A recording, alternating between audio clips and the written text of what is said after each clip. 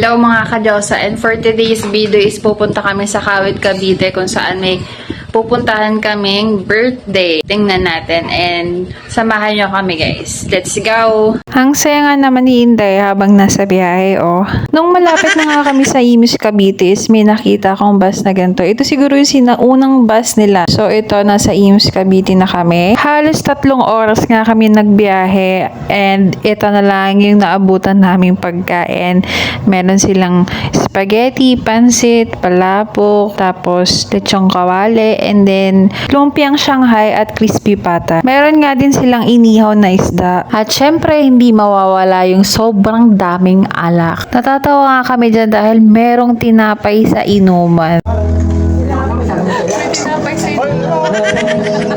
Kay Kuya Alan naman pala yung tinapay na yun. Ko talaga, Kuya Alan, no? Yan, may siomay, sisig, crispy pata, yan. Tapos may inihaw na isda, as usual. Pagkatapos nga ng inuman, ito, hindi nga na mawawala yung kulitan, di ba? Natural na sa atin yan mga Pilipino kapag katapos mag-inom is magkukulitan. Ngayon nga lang ulit kami nagkasama-sama dahil lahat ay may trabaho. So, masayang banding talaga yung ganito, yung magkakasama kayo magbabarkada. Kinabukasan nga ito, Gora Bells na naman ang mga kadyosa nyo. Pupuntahan lang naman namin ang pinakamasarap at pinupuntahan at binabalik-balikan na tapsihan dito sa Silang Cavite. Ngiting tagumpay na naman si Inday dahil kakain na naman kami, oh. So, nandito na nga kami sa Tapsi Shop, The Home King Silog, na matatagpuan dito sa may Emilio Aguinaldo Highway sa Silang Cavite. Tabi lang siya ng main road, so madali lang siyang makikita. Isa raw ito sa pinakamasarap na tapsihan dito sa Cavite. So ano pang inaantay nyo mga kadyosa? So tara na, wag nang patumpik-tumpik pa guys. Pagpasok nyo nga dito is may makikita kayong magandang view kung saan pwede kayong mag-picture. Maliit lang yung place pero malinis yung lugar nila. Ito talaga yung dinayo namin, yung Puking Silog. Actually 5-in-1 na siya kasi meron na siyang pusit, sisig, lechong kawali, itlog, 2 fried rice, at may kasama na rin na drinks na cucumber juice. Marami silang choices, hindi lang lutong ulam, meron din silang mga milk tea, at may pinagmamalaki sila dito, yun ang halo-halo. Meron din silang mga single order ng silog. Hanap nyo ba ay budget meal? Meron din silang 2 ulam na may kasamang Shanghai at tapa at pritong itlog na nagkakahalaga lang ng 188. Kanya-kanya kami ng order dyan, pero yung majority talaga namin is yung Puking Silog. So kasi ito daw yung pinaka specialty nila dito sa tapsihan. Single! Ready to mingle, looking for happiness! Olen! Ito naman dyan. Olen! Parang wala na akong dumugit.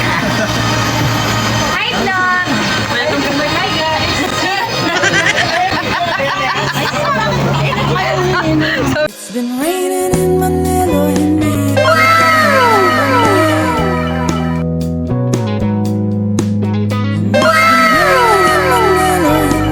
ka ba nilalamig? At eto na nga yung pinagmamalaki nila na Puking Silog. So, yung una natin titikman is yung lechong kawali. So, ito yung una natin titikman. So, lagyan na natin siya ng Mang Tomas. Ayan. First bite, guys. Para sa inyo to. So, yan.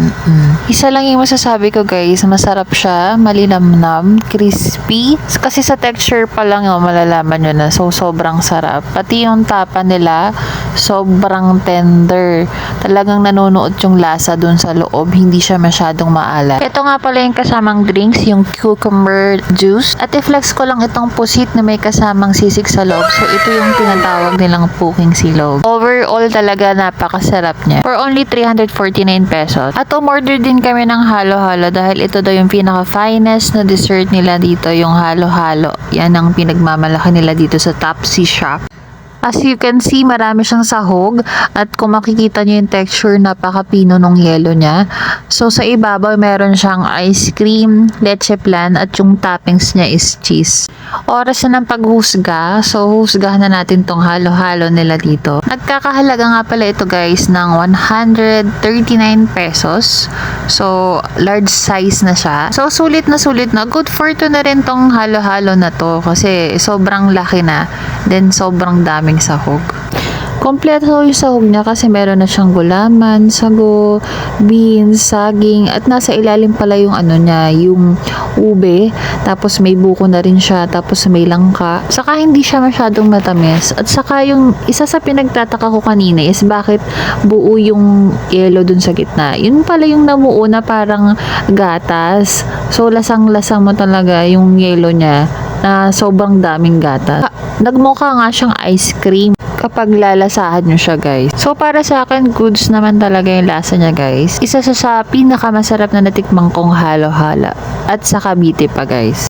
At nag-enjoy nga kami dito sa kinainan namin. So, babalikan talaga namin to, guys. So, hanggang dito na lang muna, guys. Babush!